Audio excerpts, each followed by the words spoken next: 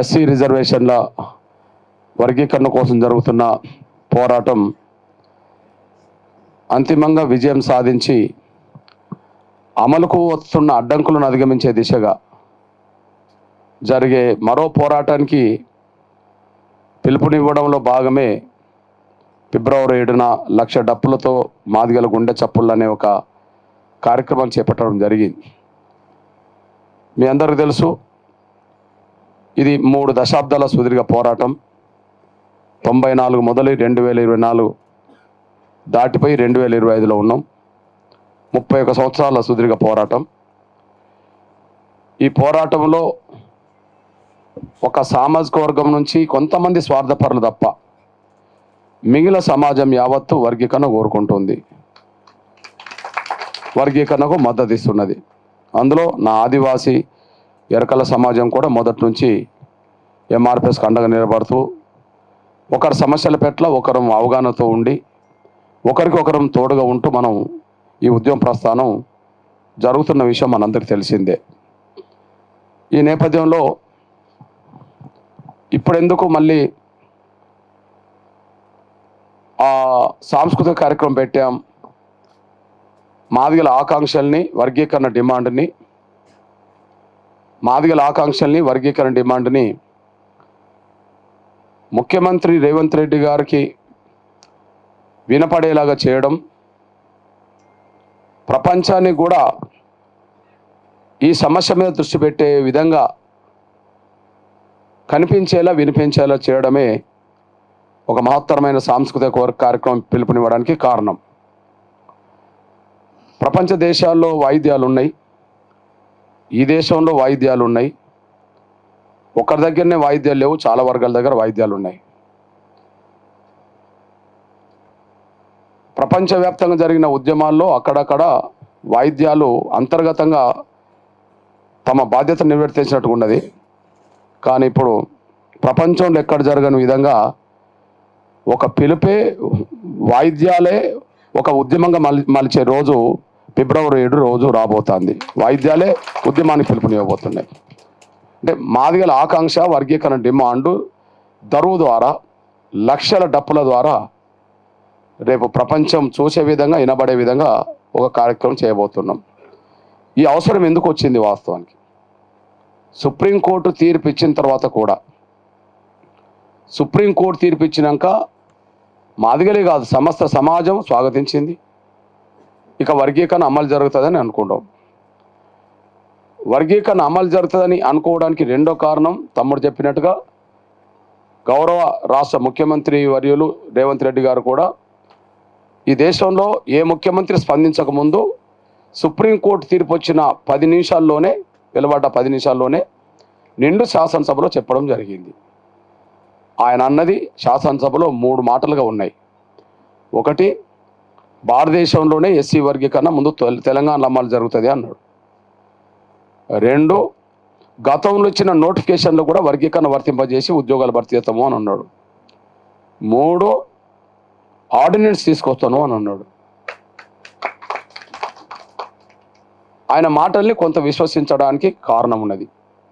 ఒక 2-3 నెలలు ఆయన మాటలను విశ్వసించి మేము ఎక్కడ కూడా ఆయన పట్ల అభిమానాన్ని, నమ్మకాన్ని చాటామే తప్ప ఎక్కడ చిన్న విమర్శ కూడా పెట్టలేదు. ఎందుకంటే నమ్మకం ఉన్నది. కారణం ఏంటంటే 2 కారణాల వల్ల.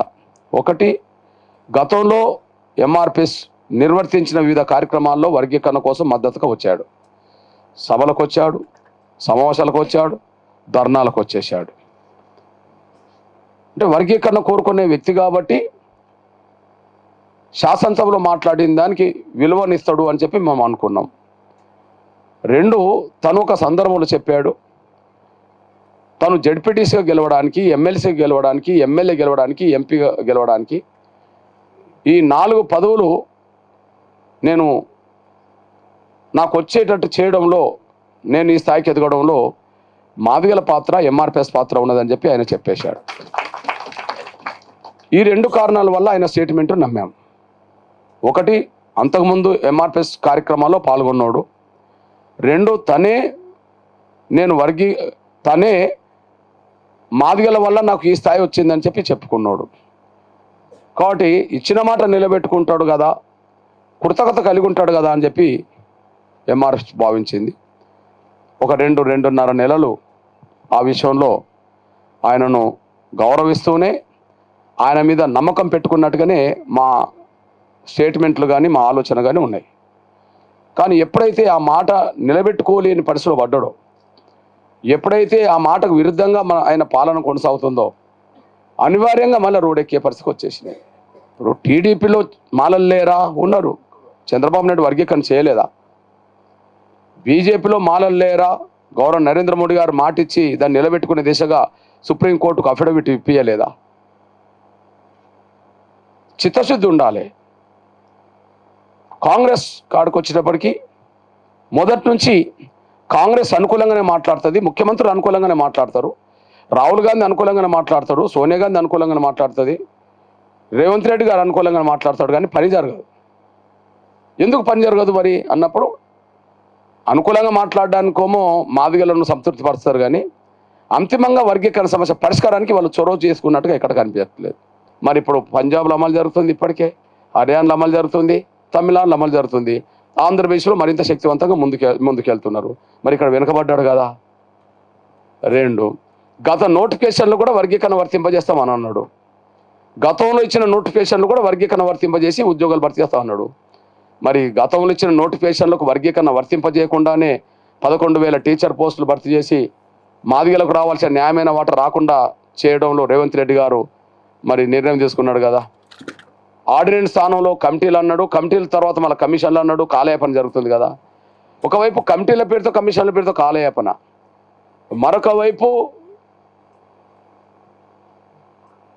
కమిషన్ రిపోర్ట్ రాకముందే వర్గీకరణ లేకుండానే ఉద్యోగాలు భర్తీ చేయడం, ఇదంతా జరుగుతున్న పరిస్థితి చూసిన తర్వాత వాళ్ళ ఒత్తిడికి తలగడం వల్లనే ఇదంతా జరుగుతుందనే విషయం స్పష్టంగా అర్థమైనప్పుడు ఖచ్చితంగా వర్గీకరణ తక్షణం అమలు చేయించుకోవాల్సిన అవసరం ఉన్నది. కాబట్టి మీరు అన్నట్టుగా ఎస్సీ వర్గీకరణ అమలు జరిగితే ఆటోమేటిక్గా అది దేనికి వర్తించాలో మళ్ళీ దానికి వర్తిస్తుంది ఆటోమేటిక్గా, అది ఆటోమేటిక్గా వర్తించేది. ఎందుకంటే సుప్రీంకోర్టు తీర్పు ఎస్సీల గురించి వచ్చిందే కాదు కదా, ఎస్సీల తీర్పు అది.